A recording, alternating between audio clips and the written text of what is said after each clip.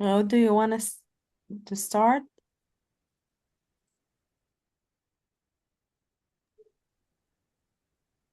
Yes, of course. I'll be happy to start. Hello, everybody, and welcome.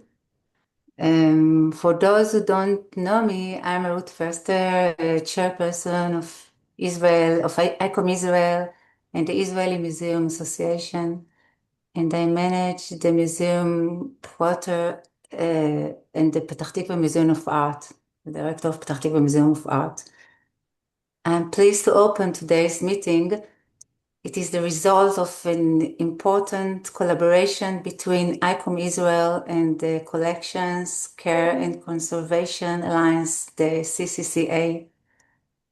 Partnerships like this, drive our professional community forward. At the end of the day, no matter where we operate in the world, we face similar challenges and share the same core tasks. This connection allows us to learn from global experience and strengthen our professional network. Our Forum of Collections Managers and Registrars was established for this exact purpose, to provide an open space for learning, consultation, and developing and shared language among museums in Israel. Today we are focusing on a critical topic, large-scale inventory and collection mapping project. Everyone on this Zoom call knows that an inventory is far from a mere technical checklist. It is a profound process that enables us to truly understand our collections, identify gaps, and create a solid data foundation for decision making. Before we begin, I want to express my deepest thanks to Efrat Haberman, chairperson of our forum, who initiated this meeting. Efrat brings immense professionalism and passion to every project, and we can clearly see that today. Thank you, Efrat. Special thanks go to Eric Adonis, president of the CCCA, for the partnership and for opening the doors to the professional connection between the organizations. Thank you. I would also like to thank our speakers, Eileen Corcoran and Angela Stanford. From the bottom of my heart, your immediate responsiveness and your willingness to share your expertise are truly heartwarming, and it is something we do not take for granted at this time. Yes. Thank you all for joining us online today, and I wish us a very successful meeting. Thank you very much. Yeah. Thank you very much, Ruth. I would like also to thank Angela, Elaine, and Erica. We are very, very grateful for you, too. So now I'm pleased to invite Erica Dunis, President of the Collection Care and Conservation Alliance, to give a few opening remarks. Thank you, Efrat and Ruth. It's a pleasure to be with you here today. I'm Erica Donis, and I am an archivist at the University of Vermont, and I have the pleasure of being the president of the Collections Care and Conservation Alliance. CCCA is a nonprofit network of conservation and preservation professionals that seeks to improve collections care by providing information and education to individuals, organizations, and institutions responsible for preserving art, artifacts, historical records, and other collections. We are based in the state of Vermont in the United States, but we bring together collections care professionals working in many different settings within the cultural heritage sector in organizations of various sizes and budgets in the United States and beyond. We reach people working in all varieties of museums, as well as historical societies, academic special collections, religious collections, conservation studios, libraries, corporate archives, and more. We are so pleased to be partnering with ICOM Israel to offer today's program, which is an outgrowth of a webinar we held last November. We do offer multiple programs each year, including several webinars like this one. And I wanted to extend a personal invitation to each one of you to join our mailing list to learn about our upcoming programs. We are currently planning virtual webinars on textile storage and dealing with hazardous materials, which may be appealing to you. And even if it is not convenient for you to attend our webinars live due to the times difference, we do make the program recordings available to all registrants within a few days of the event. And I also wanted to mention that you may be interested in applying to be a professional affiliate or emerging professional member of our alliance. And in addition to receiving discounted registration rates for our webinars, members are invited to join virtual networking events that we hold. Now, I also want to acknowledge that recent geopolitical events involving our two countries have had a tremendous impact on your region and likely on you personally. Each of us in this space today may hold differing views about the motivations and ethics of our nation's actions. What brings us together is a shared sense of responsibility for valuing and preserving cultural heritage worldwide, and a desire to support each other as we care for our shared cultural heritage. And I believe strongly that it's through programs like this that we can make small steps towards that overarching goal. So with that, I'm going to turn things back over to Efrat to proceed with today's program. Thank you. So thank you very much, Erica. And so as Ruth mentioned, we will focus today on the topic of large-scale inventory project. As you may all know, inventory is a basic and very important part of the registrar work. And today we are going to hear two lectures about the subject. In the first lecture, we will hear from Eileen Corcoran, who will introduce us the topic of inventorying. Eileen currently serves as Director of Service and Outreach at the Vermont Historical Society, where she managed education and public programming, alongside providing professional development, training, and support to the hundreds of local historical society and museums around the state. She has over 25 years experience working for museums and other cultural organizations. She also serves as an independent consultant and contractor specializing in collecting care and management. She earned her BA in anthropology at the Ethica College and her MA in anthropology with concentrating in museum training for the George Washington University. You are welcome to write your question in the chat, and we will have time for questions at the end. So Eileen, you are very welcome.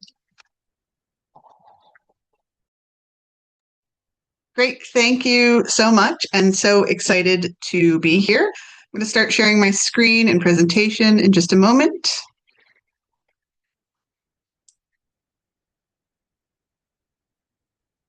All right, and I'm just going to double check that you all can see that. All right, wonderful. So thanks again. Excited to be here today. So my name is, again, Eileen Corcoran with the Vermont Historical Society, and that is my email address for your information for this program as well. And we're going to talk a little bit, let's see if I can get my show to go. Hello. There it goes. Go forward. No, why do you want to go? There we go. Oh, now it's going to go more. Okay, here we go. So I just wanted to give a little brief introduction about the Vermont Historical Society, and just to let you know kind of where we're located. Vermont is a small state in the northeast or New England region of the United States. Demographically and geographically, we're small. We have about 700,000 people for our population, but we have almost 200 local historical societies and museums. So we have a lot of small museums and history organizations in our state. So the Vermont Historical Society serves as our statewide historical society, though we are technically a private nonprofit organization. And so this is kind of a really great offshoot for the work that we do, helping our own local organizations to hopefully help introduce this topic a little bit more to you all as we go along. So my objectives today, and I think some of this information I'm sure will be things you already know, but sort of we'll work to reinforce some of the, I think, really important pieces of what inventory is. And I think Root really expressed it wonderfully about how great a tool it is. So we're going to provide a basic understanding of inventory and why it's important. Share strategies for successful inventory projects, and provide information on starting your own inventory process. So what is an inventory? An inventory is simply a list of things, which sounds wonderfully simple. So this should be simple and easy for us to do, right? But an inventory is also a verb. It's a list of things. So it is the action of creating the inventory as well. And so what does it mean for cultural heritage repositories like museums or archives? An inventory is a collections management activity to inventory the noun or a product, an inventory, that allows you to gain physical control and intellectual control over your holdings. And when we think inventory, we might think of this big project, and today we're kind of talking a little bit more about the bigger, large-scale inventories, but an inventory can actually be a whole collection. It can be a part of your collection or a type of item, specific space, storage space, or exhibit space in your museum, or random or spot check inventory. I just the link down there. You've probably seen this as ICOM storage survey that was done in 2024 that indicated that about 30% of museums worldwide have no or a largely incomplete inventory. So this is something that we're all working towards, and I think that just kind of shows that this can be a real process that takes us a lot of effort and resources to complete. So kind of working within those ideas of what that means. Physical control is the function of tracking the physical location of collections to ensure that they can be found. And so that basically means you can go from your database or your collections management information tool and find any object wherever it may be. Intellectual control is the creation and maintenance of tools, such as catalogs, finding aids, and other guides that describe and accommodate access to enable one to locate your materials and collections. So that's going from your database or your collections finding aid and finding the actual object or item in your collections. So a good inventory is really what helps make and maintain that link between the physical and intellectual control. And over time, especially, that link can get frayed. So another piece of data from that ICOM survey, respondents noted that only 10% that they have never conducted spot checks or done random inventory, and over half sort of noted that that was an in-process thing. And so I just want to put that out there, that inventory isn't a one-time thing necessarily, something that's a continuing piece of your collections management and collection care toolkit that you want to sort of think about and assess long-term how that we can use that for the best of our ability. So why are we conducting an inventory? Why are we taking this time and this effort and these resources to kind of just make a list of this? Inventory can really help improve access to our collections. So again, that physical and intellectual control link, knowing what we have, where it is, allows us as professionals working in our collections to find items, but it also helps us to know and share those items with folks in the general public or with researchers. It also can help improve the preservation of your collections. So inventory really helps you in looking at the condition of your objects, but it can also help when you're looking and going through the condition of your storage areas, your environments, all those pieces that go into the whole of your preservation, I think can really be helped by looking through things in an inventory process. It may help you with insurance coverage, and this is something where I don't know how it correlates between the United States and Israel, but for us, insurance coverage collections, it's really helpful to know what you have so that if you do need insurance coverage or you're trying to do things related to insurance claims, that you have lists of what you have, where it's located, and things related to potential value or provenance to help with that. And it can also certainly help you with disaster preparedness. So again, that knowing what you have really helps you assess your risks. So what are both the areas, if you're having to walk through every location at some point in time in your building, it can help you kind of look at the risks, where things are located. It also can help you figure out what are the materials or items that are most at risk for the issues that you have in your building or in your location. Again, it can help with establishing priorities. So knowing what you have can help you sort of think about what are the most important things that we need to take care of in an emergency or disaster situation.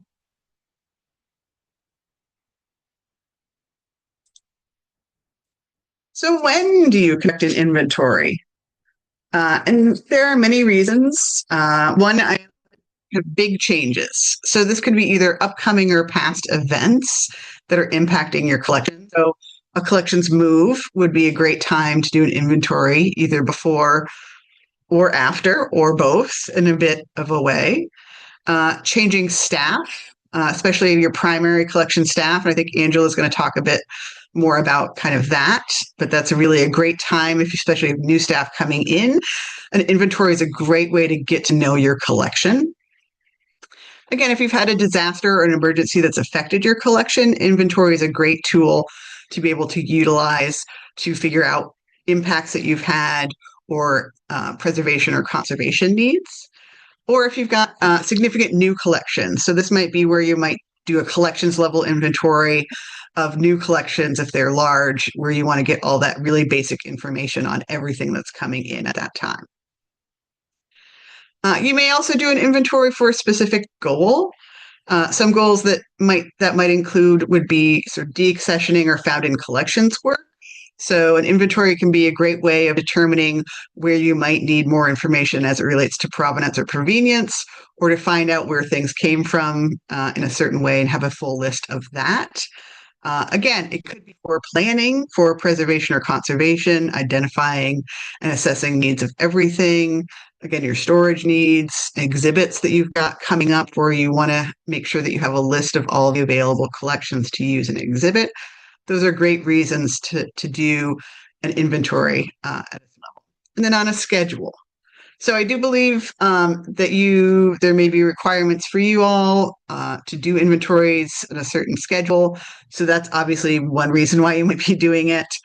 But I think it's also a good way, no matter what, to think about this as a scheduled activity and something that you're integrating into the work that you're doing on an ongoing basis. So we're probably not going to be doing a full inventory depending on your collection size every year. But again, figure out what does it mean to do either a full inventory or a spot check on those schedules, depending on what you have for your collections, your resources, and your needs.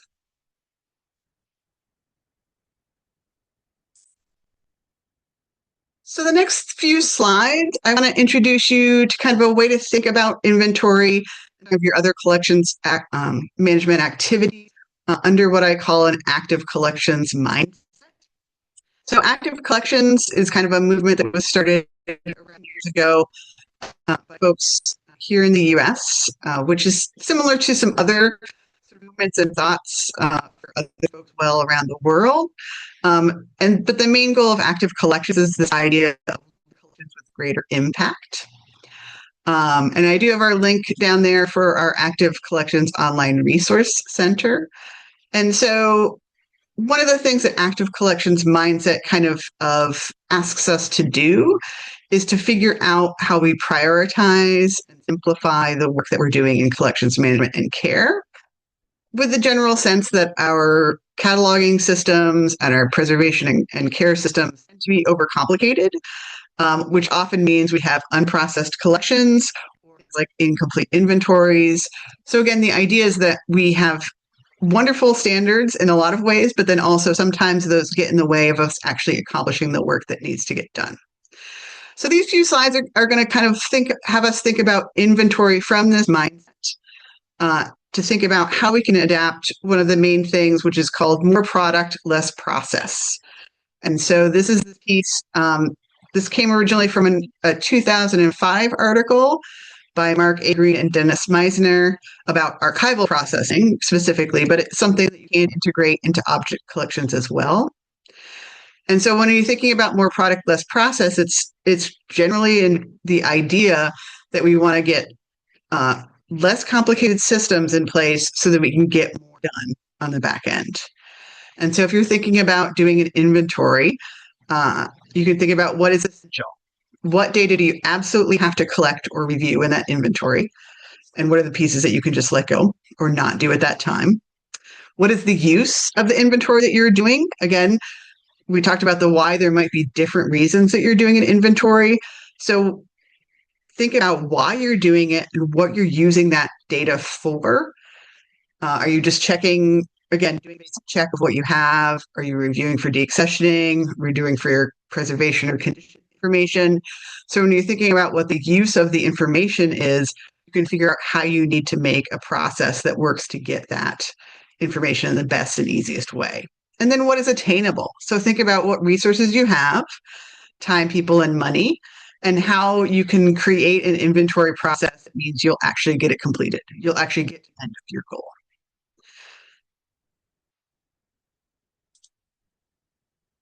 So when you're thinking about your inventory goals from an active collections mindset, here are a few ways that you might think about structuring, again, that process. So tiering is one reason part of active collections, talking about prioritizing collections in different ways, but you can also use it from an information standpoint. So tiering the information you gather. So again, what is essential, secondary, or nice if you have time to collect. So if you're thinking about especially catalog fields, what are the essential pieces that you want? What are secondary pieces? And what are the things that, like, it'd be great if we have time to do this, and kind of rank those fields as you're creating your process for inventory. Again, thinking about realism, how long does it realistically take for the activities to do? So if you're collecting things like measurements, doing photographs, doing a few more of those kind of resource intensive pieces of cataloging or inventory, or are you doing things like just checking your accession numbers and the location and that it exists? It's fine. So think about how long it takes to integrate different inventory activities into the process that you have. And then prioritizing. Can you separate different collections out beforehand for priority work or for more intensive inventory activities? So again, do you have pieces where you've identified as something that you really need or want to know more about for various reasons? And can you create even a different inventory process for those small or selective amount of collections and do a lighter inventory process for everything else that you need to do?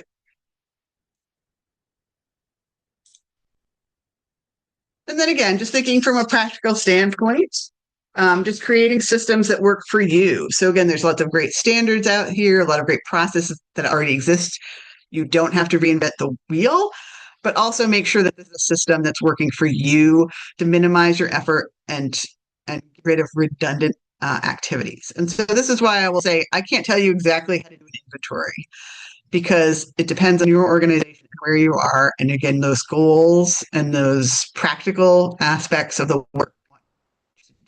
But I will, if you have an example or data sheet or use that as part of, yes. The sound a little bit cutting. Okay. I'm going to try to get a little closer. Okay. All right. Hopefully we'll stay stable. So again, creating the system, check information, don't re-enter it if you don't have to. And again, if you have an existing inventory and you're doing like a spot check, just reuse that information that you have. We like to say around here, teamwork makes the dream work. So this is the idea of having multiple inventory process, if you can, is really a wonderful thing to do.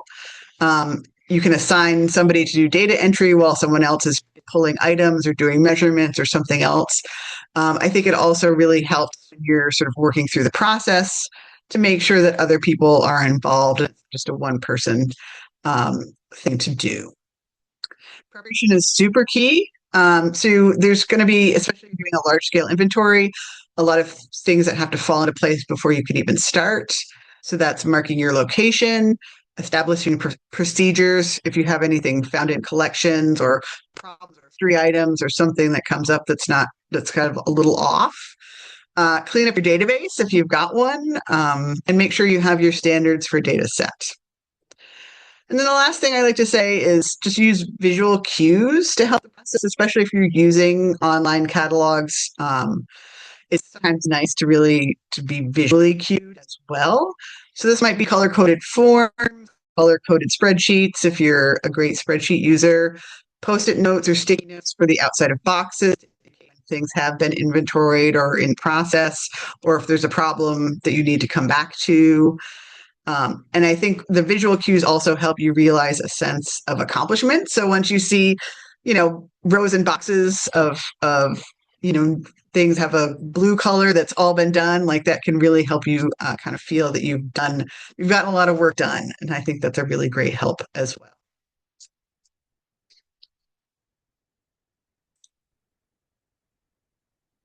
And so I just want to also put out there, going back to the importance of inventory, and I think we said this really well, what does it mean to know what you have?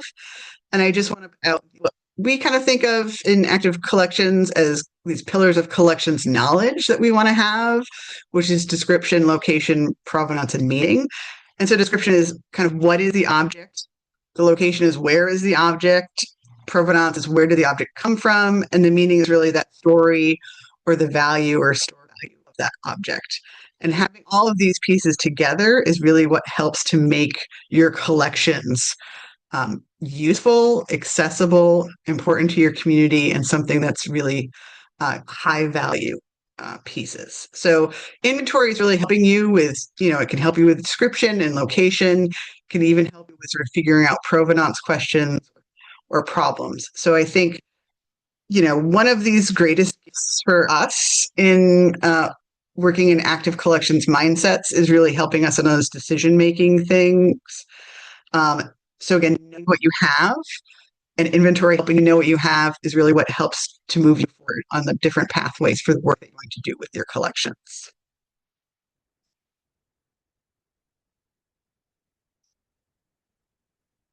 So I want to move into a little bit of kind of a little more practical pieces for preparing for inventory projects. So first you want to decide on the scope of your inventory. Are you doing inventory everything? Are you doing a large scale project? Are you doing the backlog, any unprocessed collections, or what we would call the front log or the newly accession collections that need to be inventoried or cataloged? Is it one type of collection? Is it what room? Again, thinking about those why and the use of your inventory is going to determine the scope that you're going to use. Decide on the level of the inventory that you're completing. So is it, again, everything collection level, box level, or item level even? We think about object inventories as item level inventories. Inventories might be at collection or box level, but you can do kind of box or collection level inventories of objects if you want to, depending on the type of collections that you have. And again, thinking about the type and how much information with each level of inventory. So your minimum level might be, the object name, an accession number, and location. And the kind of most granular level of inventory might be looking at every field in your catalog record, which would take a lot of time. So somewhere in between that kind of level of inventory is where you're probably going to be with your information gathering.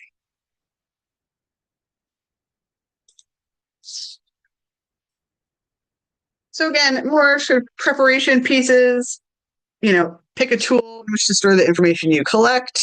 Again, if you've already you use spreadsheets, you use a cataloging program, use the tools that you already have in your system. Try to avoid having to double enter information if at all possible. So trying not to do kind of separate sheets and then having to enter the sheets into the computer and that sort of piece. Gather your existing documentation first, or kind of know where it's located. So that could include your catalog, accession lists or ledgers, previous inventories you might have done. Those are all pieces of information that are really going to help you move the process along.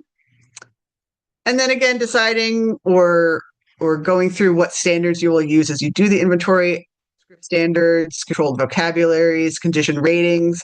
And these pieces are most important, especially if you are utilizing people who are not normally entering into your database or into your system. So if you've got volunteers or other staff people who are helping with your inventory, and you want to make sure everybody's on the same page as far as what your standards are and how to enter that information in your inventory in a standardized manner.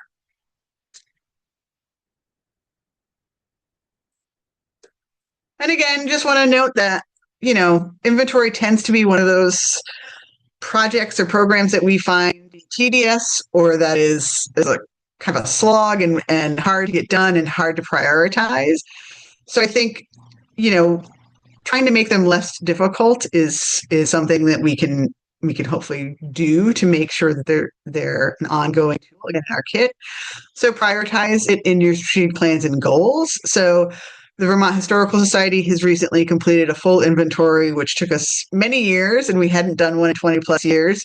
And part of the ways in which we got that done is we put it as a goal in our strategic plan. And it's not a super goal necessarily, but it really, to make sure that was something that our board of trustees and our staff understood was a priority and that we were working towards getting done. I think talk about doing inventory again is something that is important for your organization. Talking about the way you're doing it, both with, again, internal staff, with the folks in your community. You could share stories about cool objects you find in your inventory or a mystery object and see if anybody has any information. I think that, again, really builds this into something that's not seen as tedious, but is something really interesting and exciting. I like to build in kind of rest stops or celebration points. So unfinished inventories are extremely common, especially in smaller institutions, or especially when you're trying to do a whole inventory. So I think building in specific rest or stop points can be really helpful in that, so that you can take a break perhaps from doing it, work on a few other things, and then know that you're going to come back to it. Or celebration points, like when you get done a whole room or you get done a whole section, like feel free to take a moment and again, celebrate those accomplishments yourself and your team, just to understand the work that you've done. And then make sure it's easy for someone else to pick up. So things happen.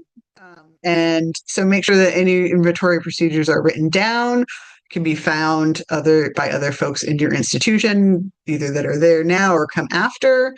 Again, using sharing tools like cloud-based files, visual cues and cues, again, in your inventory tools or databases to indicate what you do next. Tags in your catalog records, has something been inventoried or not. All great things to make sure somebody else understands where things are in the inventory process. And kind of one of my last slides, this is a slide from some colleagues at the Lake Champlain Maritime Museum. And I think they've just done a great job simplifying kind of what if there's only one to take away today, these are the things to take away. Doing something is better than doing nothing. So if you've done something, awesome. That's great. That's step one. That's what you need to do. Whatever you need to do needs to be consistent. So again, especially when we're thinking about our standards, the ways in which we're approaching it, the ways in which we're doing an inventory, either by location or by fields or whatever we're doing, do it the same every time. Again, make it work for your organization or your institution.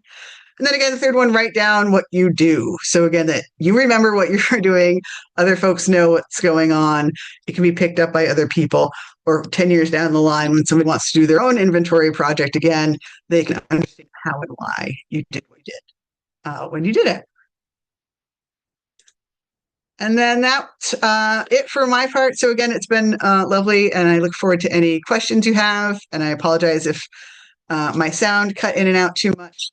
Happy to go over anything that needs to go over again afterwards. But again, Collections Caroline's website is there, and the Vermont Historical Society website is there as well. Great. Thank you very much. It was very interesting to hear it for me again. And maybe we can leave the question for then, if anyone have any specific question, we can do it now, but if not, we can leave it for the end. Efrat? So, yeah. Question, please. Can you hear me? Question. Okay. Yes. In English or in Hebrew? In English, it's better. Okay. During your inventory quest, I'm going to call it a quest because it takes a long process. During the inventory quest, where is there room to delete or dilute the collection? So is this sort of a general question as it relates to what we would call deaccessioning or kind of weeding your collection? Weeding your collection. Okay. Okay. Things that were passed down through the ages that don't really are relevant to what you're looking for. Yeah. So I think, and this is where I would really encourage folks to make that decision of how you're going to handle that part of your preparation process for the inventory. So depending on what you're looking at, it's something where you could integrate it in as you go along. It could be something that you do afterwards. You're going to want to establish kind of those guidelines and procedures for what constitutes something that is, again, in your collection scope or outside your collection scope before you do your inventory, if you want to do it as part of that process. But I think absolutely inventory can help you work towards defining what those pieces are that you may want to kind of weed out. Thank you.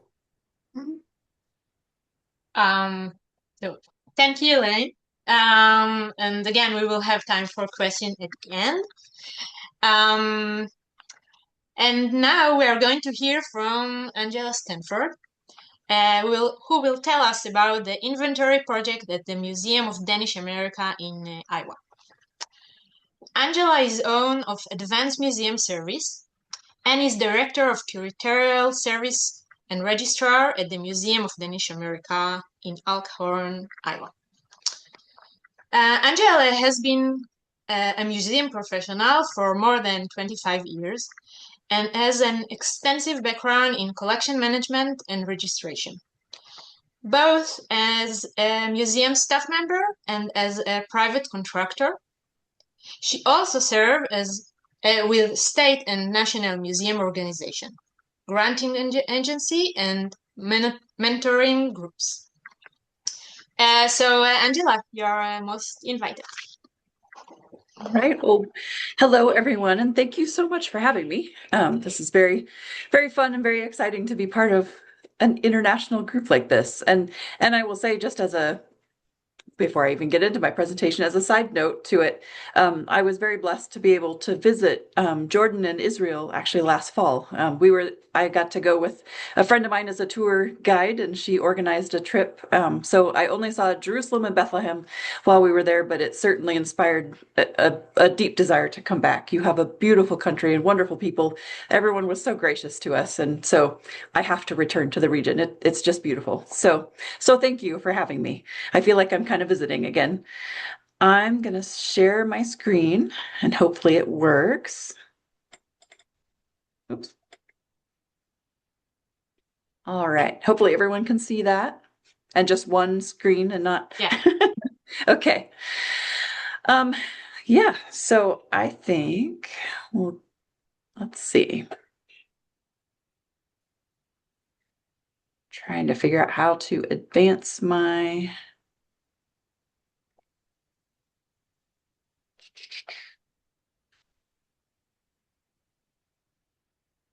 I can't seem to advance my slides.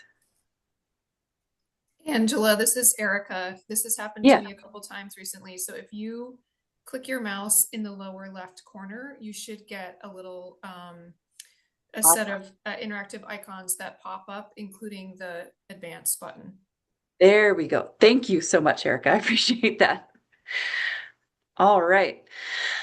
So I think Eileen's introduction was wonderful, and I think a lot of my presentation is going to be kind of examples of a lot of what she went over as far as how inventories work and how to establish one, and the different considerations that we all need to keep in mind as we're planning one and as we're carrying one out. So it was a perfect segue, I think, to this case study.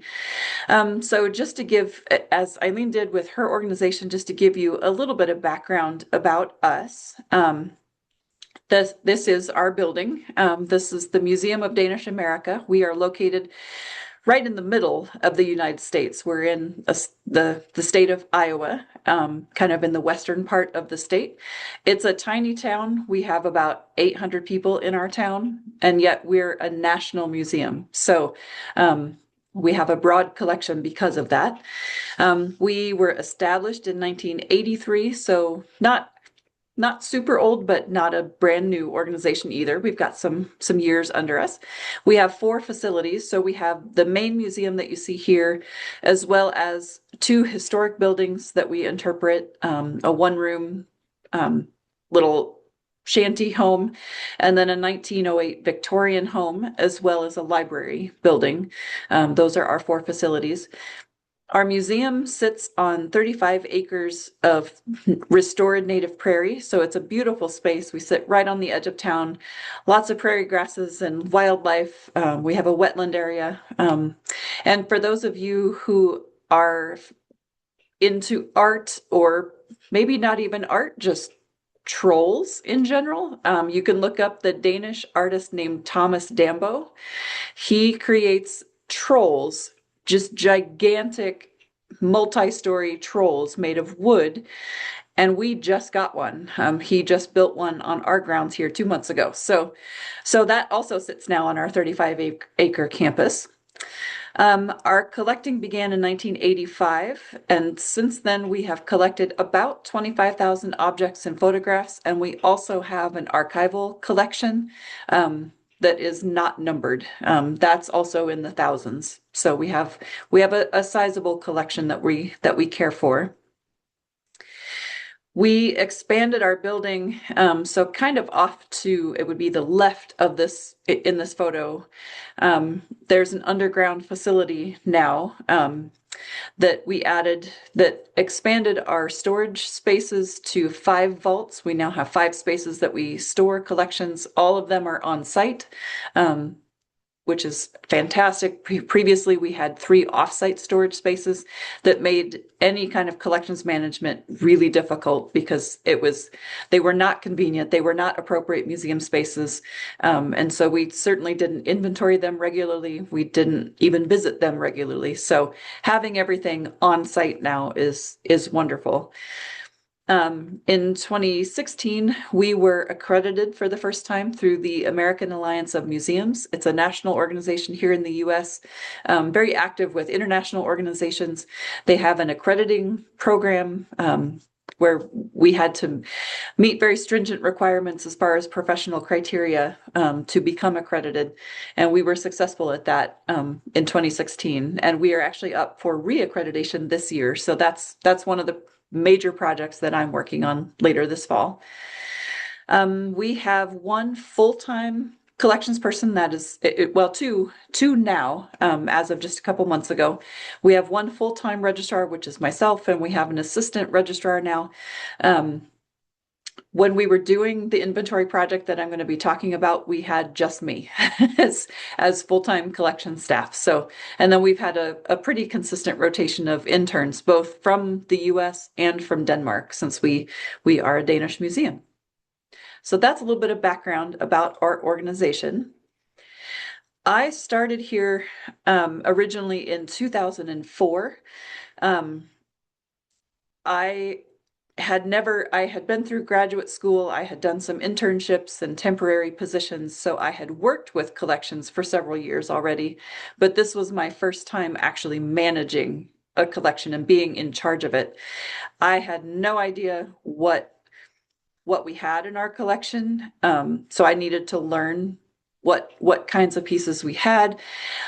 It became fairly clear very quickly that we often couldn't find objects when visitors would come and say, my grandma's wedding dress is here, I'd love to see it. Our inventory records were not complete, and I often could not find the objects that visitors or family members, donors wanted to see. And that obviously does not feel great. It made the museum seem like those objects weren't important to us when that was not true, but to the donor, it made it seem that way. And so we knew we had to rectify that. It also made it really difficult to select objects for exhibits or presentations or publications or other things, because we just simply didn't know what we had. And an object sitting on a shelf, we didn't know what its story was. We couldn't necessarily check the database we had object ID numbers, but we couldn't necessarily check the database to find out that history. We had to go to the paper file, a couple different sources to try to put together the history of that object. So it was just not efficient at all for selecting things. And then we also just had so many piles, and you'll see some before and after photos at the end of my presentation. So you'll see what I mean about piles, both large objects and small.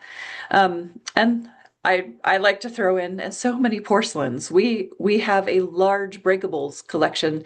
There are a couple of different Danish ceramics makers that we collect heavily for. So we have a lot of breakables in our collection as well.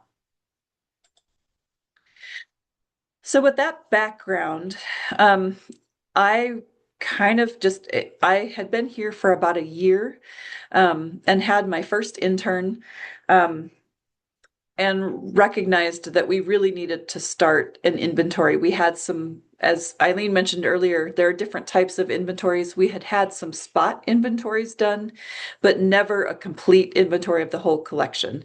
There had been a few shelves that were finished, a couple of cabinets that were finished, but out of the large scope of the collection, it was essentially not done ever. So I had to essentially just determine what room do I start in, what unit, is there a collection that needed inventoried or needed rehousing, or that we accessed the most that we should really start with.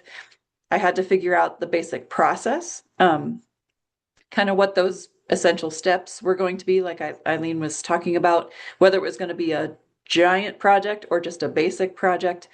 And we also built in a little bit of time and process steps for detours, because we knew that there were going to be objects that were either misnumbered or that would require other research time.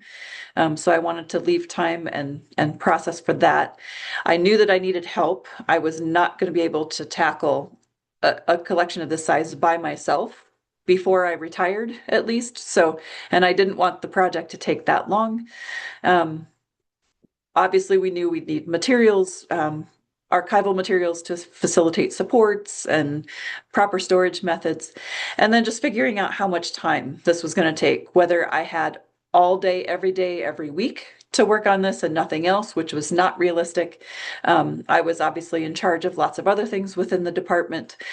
So I knew that I had to find a manageable schedule in order to not only accomplish the project, but to move it ahead in a reasonable way. So what we decided to do with our project, we essentially just jumped into a giant project. We did the full-on, we're touching this object, we're going to get all of the information about it recorded kind of project. So we got the basic inventory information, which was descriptions, what the object looked like, what it was made of.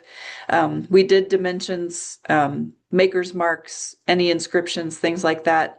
We also did condition reports for every object. We also did photographs of every object. Some of the objects had database records, but they were very, very slim. They had basic information, but no photos, or it might have just said chair, but not what type of chair or whether it was upholstered or not, any kind of detail at all. And certainly the provenance was not in the database. So we also checked that as part of the process, just making sure that, so essentially we just went object by object, shelf by shelf. We chose one specific room, and we just started in a corner and moved out from there, shelf by shelf. And so we gathered all of this information for every object as we went. And then so we'd go maybe one shelf at a time, and then we would go check our paper records to gather whatever provenance information, whatever documentation we had on all of those objects. And then all of that combined information went into our database. So that by the time that shelf was done, I knew that everything we knew about that object, everything that we could possibly know, was in the database. It was collected, it was recorded, and it was in the database, searchable and complete. Again, that slows down the process significantly. That is a major process. It's not just recording the ID number and the location like a lot of inventories, but we decided that since we had never done one and our database records were so incomplete, and we knew that there were a lot of duplicates and things in the collection, that's ultimately what decided the process for us. And within that, about a year, 6 months to a year into the project, we started noticing that there were a lot of pieces that did not have any history at all. There was no mission connection. They were not Danish, or they were maybe from a different, we ended up actually finding several Norwegian or Swedish pieces that are still Scandinavian, but not Danish. There were several American things that were just here because they were fun objects, I guess. So we also then started incorporating a deaccessioning component to our inventory. And so as we went, and we would just call them the easy picks. So the ones that just had no information whatsoever, or that had a clear connection to a different museum, whether they were Norwegian or whatever the reason, or that were in really poor condition. We started pulling those and going through the deaccessioning process. We started, before we really got going, we worked, when I started in 2004, there was already a pretty strong core of volunteers that were helping in collections. And then I also developed, we had just the beginnings of the Danish intern program, and then I started the American intern program. And so between the two, we got volunteers and interns involved right away with our inventory project, which helped tremendously. I worked on it kind of myself for the first maybe 6 months or so, just to sort of establish the process, see what worked and what didn't, and then got those volunteers and interns incorporated. We did a pretty intensive training. I did not turn loose everyone in my collection. I'm fairly territorial with my collection, and certainly with the database, because as Eileen talked about, consistency is so important with an inventory project. There's no reason to do one if you're not going to have consistent processes and information. So I wanted to make sure that everyone doing the inventory felt comfortable with the steps, understood what they were doing, and had real buy-in too. We tried to create some excitement about this and enthusiasm, as much as an inventory project can create. I enjoy inventory. I've been doing inventory my whole career, and I love it. I love creating order out of chaos. So I like creating complete records. It makes me happy. My brain was born for this. So, but I understand that not everyone feels the same. So creating, as Eileen mentioned, some of those those rest periods or those celebration moments, I think, was a key part of sort of developing our volunteers and interns. We were also able to add a contract employee at one point for our archival collection. We had two different components of those collections that had sort of developed separately from each other, and we wanted to merge them, but also go through the collections and see where we had duplicates and things like that. So all of those folks were involved in our project. We knew that we had to pay for the project as well, not only the interns, but some of the materials that we were buying, some of the tissue and boxes and things like that, just for storage materials. We needed additional supplies for this major project. And so we looked at grants. We were successful several times in getting some local and state grants for our project. And a couple of those grants also paid for the intern stipends, so that was really beneficial. We were able to put our own just general budgeting toward the project, buying some of those supplies and paying for my time and that sort of thing too. So, but we were very cognizant the whole project about how we were paying for things and trying to be very strategic and careful about what we spent. So some of the results. One of the major results was what we deaccessioned or removed from our collection. It sounds like a ton of stuff, and it ended up feeling like a ton of stuff. But ultimately, by the end of our project, we had deaccessioned about 12,000 objects, 2/3 of which were books. And so for that, as the museum here was starting, everything that came in as an offer came into what we call the permanent collection. And so that included all of these books that were actually intended to be research books. They were meant for use in our library for researchers, genealogists, people like that. So, but being in the permanent collection meant that people couldn't touch them.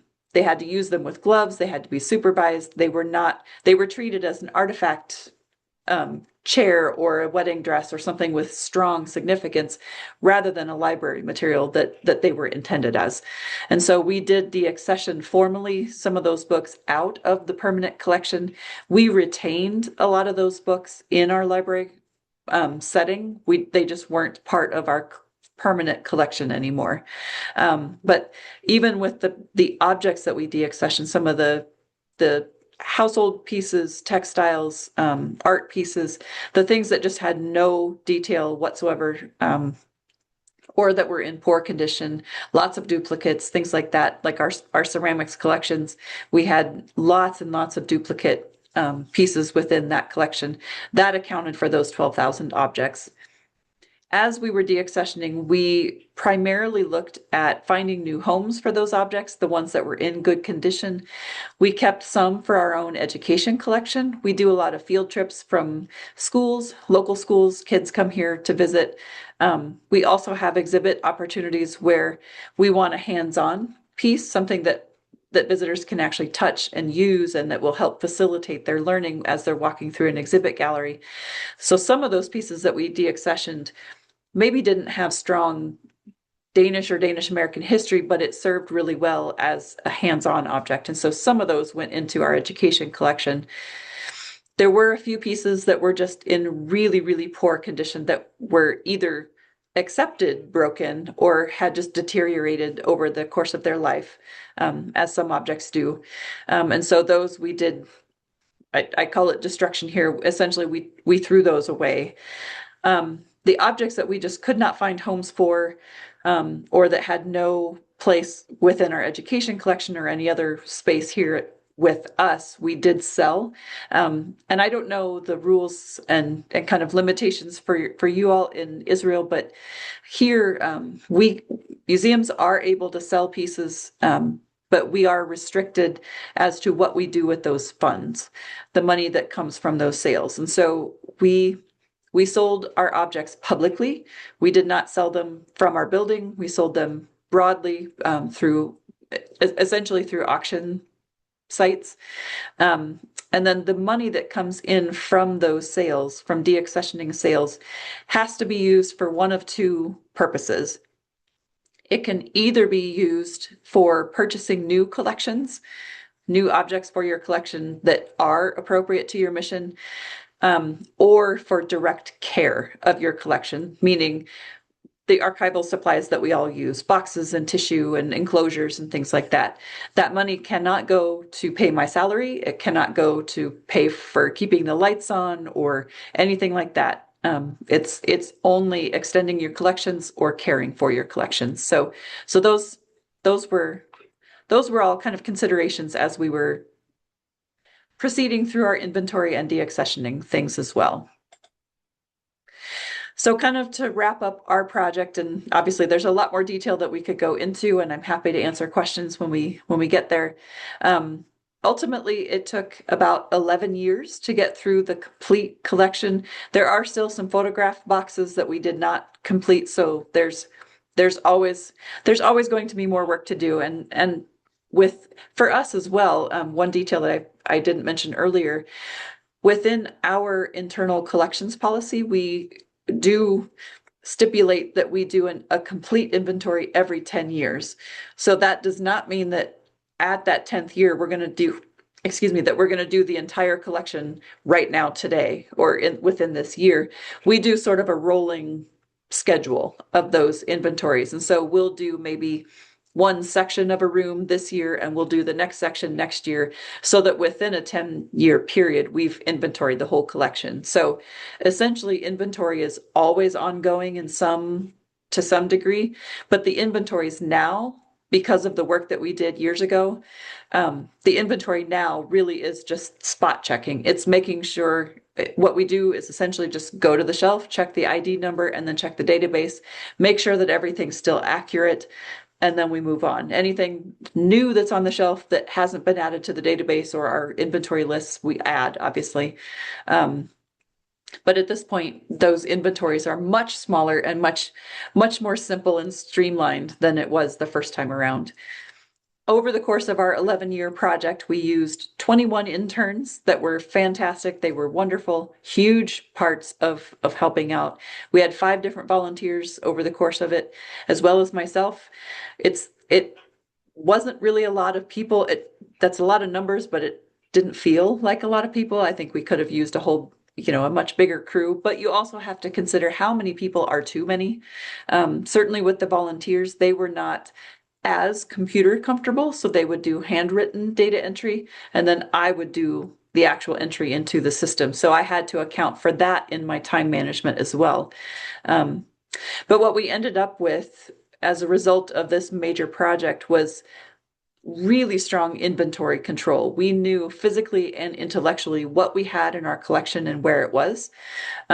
We had much stronger access for exhibitions and articles and other research.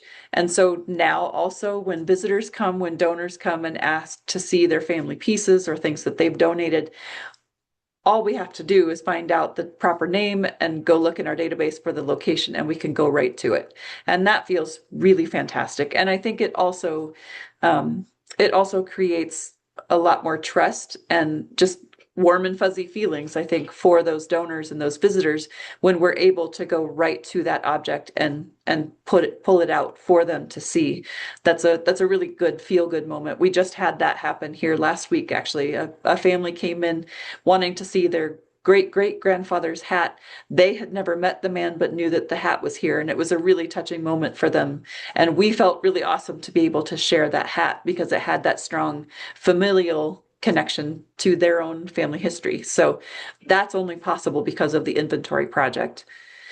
Obviously, as a result of the inventory, we also have more space, more physical space for mission-centered collections. So pieces that we removed from the collection allowed us to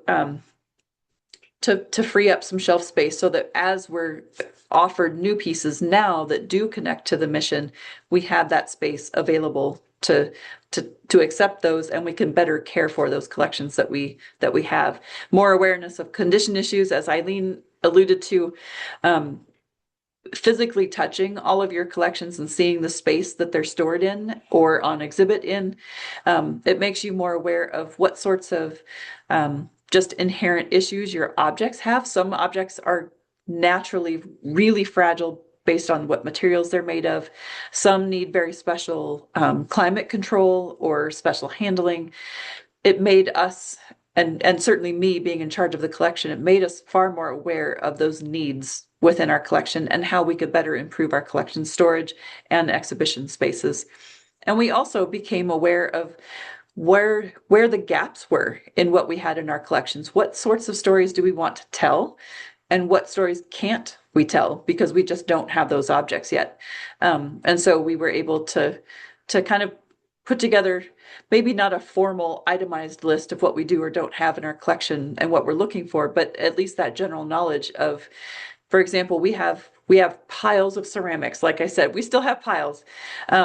We don't need many more ceramics. There might be an occasional piece that's super significant, but as a whole, we're not going to increase that collection. So that's the kind of thing. Or, post World War II collections are really significant, and they're very limited for us. When you're done. Yeah.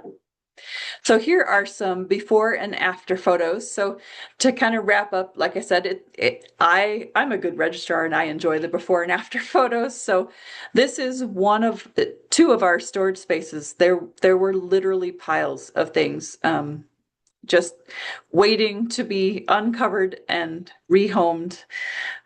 So that's the before, and this is the after. So this is also after our building project. So after we added the curatorial addition, we were able to add mobile shelving, but everything has its home. Everything is stored properly. They are not piled on top of each other.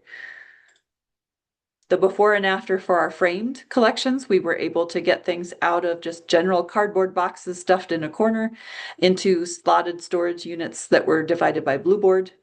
So, and again, all of this is inventoried properly. The sheets of paper hanging on the right, the image on the right there are finding aids. So all of that information is in our database as well, but it's also, the finding aids are right there on the physical unit itself. And then just again, kind of a transitional stage before, middle, and after. And that's that. So these are ways you can get a hold of me. Again, I'm here at the Museum of Danish America. I also have my contract company. So those are my emails. And I know that we'll be sharing our presentations to you all broadly, so you'll have our contact information. But so I will stop sharing. But thank you so much for everyone's time. And yeah, I'm happy to, I look forward to your questions. Thank you very much. Thank you. Very interesting, and it's always very interesting to see how other museums around the world doing inventory and other procedure, especially the deck sessioning part, because our previous lecture dealt with the deck sessioning and disposal in Britain. So, and to see the differences and between Israel and other countries. So, is there anyone who would like to ask question? This is the time.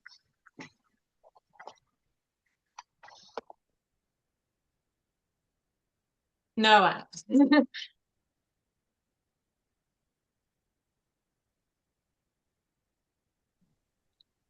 All right. Thank you. I'm very impressed. I have to say, I understand you. I also love to make order. So I understand you, and this is what I do. I'm the only full-time, for years I was the only person in the Israel Museum, and we have something like 500,000 objects, but I haven't seen all of those. I've seen several, 70,000, I don't know how many. Anyway, but my question, you said you had items and you didn't have any information. I mean, how did you, like, how did you manage to find information? You know, where did you go? Did you have like paper files, like mix of stuff? What did you? Yeah, so thankfully I was blessed to come into a position where our museum was the first director of our museum was a museum professional. She had a background, she had a museum studies degree. And so I'd say probably 95% of the collection has a deed of gift and has all the proper accession files and that. But as with any museum that's just beginning, obviously we took in a ton of things that just simply built the collection. And I think donors were very generous, of course, as they continue to be, and just gave us stuff. You're starting a museum, you need a lot of stuff. And so we took a lot of stuff. And so that our inventory project really sort of took a few steps back to kind of look at all the stuff that had come in at that time and took the opportunity to remove some of that stuff. Because of those original files, we did at least have donor names and whatever information might have come. So it was a lot of just checking paper files. And then sometimes the objects, if they were manufactured, they had maker's marks. So we were able to at least do some research that way too. And sometimes some of the objects that I thought we were going to deaccession turned out to be maybe from a major Danish silversmith. So we ended up keeping some of those pieces, or significant ceramics makers. Some of the ceramics were actually hand painted, and there were a few hand painters that were actually really significantly known in their periods of work. So to have a couple of those pieces, even though we don't know who actually owned those particular pots or plates and things, we know the painter for those. And so that became kind of the significant thing. But yeah, so it was really just checking the paper files and then doing some research when we knew on artists or silversmiths or whoever the makers were. And then at a certain point, the ones that had a little bit of information that we maybe could have done a deeper research dive into, we actually did not deaccession those because we knew that there's potential to find more. So we know even right now there is potential for further deaccessioning from our collection, but at that time we didn't want to take the time to really deep dive into a lot of the pieces. We really just kind of went on the surface, and if we couldn't find fairly quickly some information, we left it. Unless it was something that just had zero information to go on. It was clearly a homemade piece or had no maker's marks, and there's no possible research opportunity there, and it didn't have anything in the paper file. Those were the ones that we kind of considered the easy ones that we removed. So that's kind of how we structured that. Maybe a question for both of you. For how long found in collection items stay in that status? It's until you decide that you made the research and it's done, or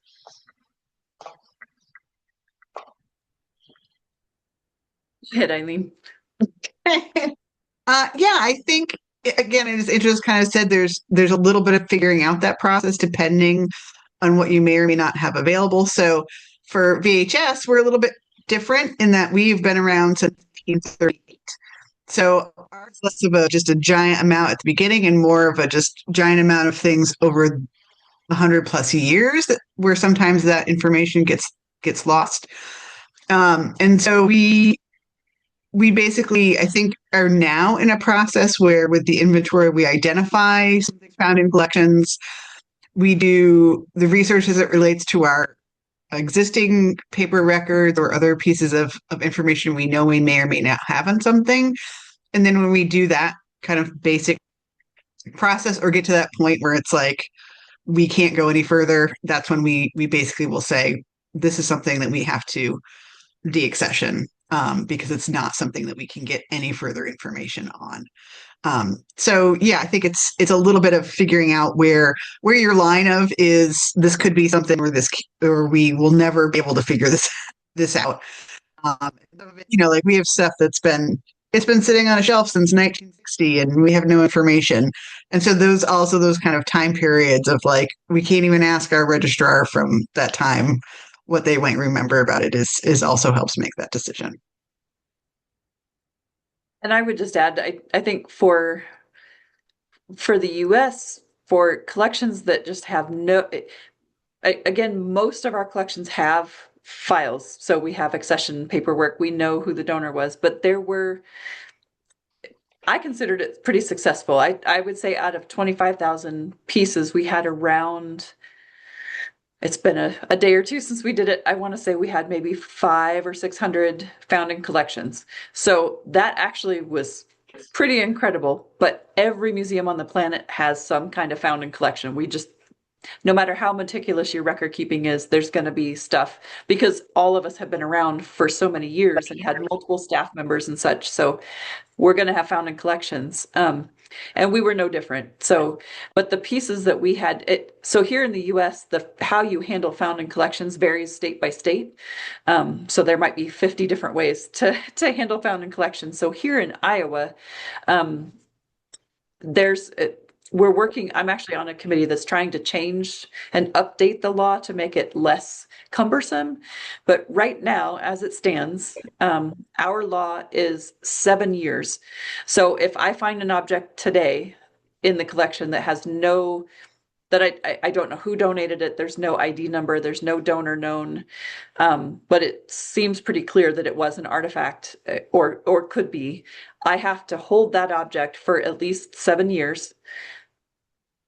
And or try to find, in that time period, try to publish, again, as our law stands right now, it's very antiquated, but I have to publish newspaper notices within the local area so many times for such, for a certain amount of time. I also have to try to reach out to any potential last known contact for this object, which if you don't have a donor is impossible, but you have to make those public notifications to basically make the public aware and try to generate a claim to that object, so that if someone in the local area sees a photograph of a chair, for example, and says, oh, hey, that was mine, I donated that, maybe that's a happy ending and you can finish that and then actually assign it its proper number and then it stays in your collection, or you can get that back to the person, whatever is the appropriate step. But for us, it's a 7-year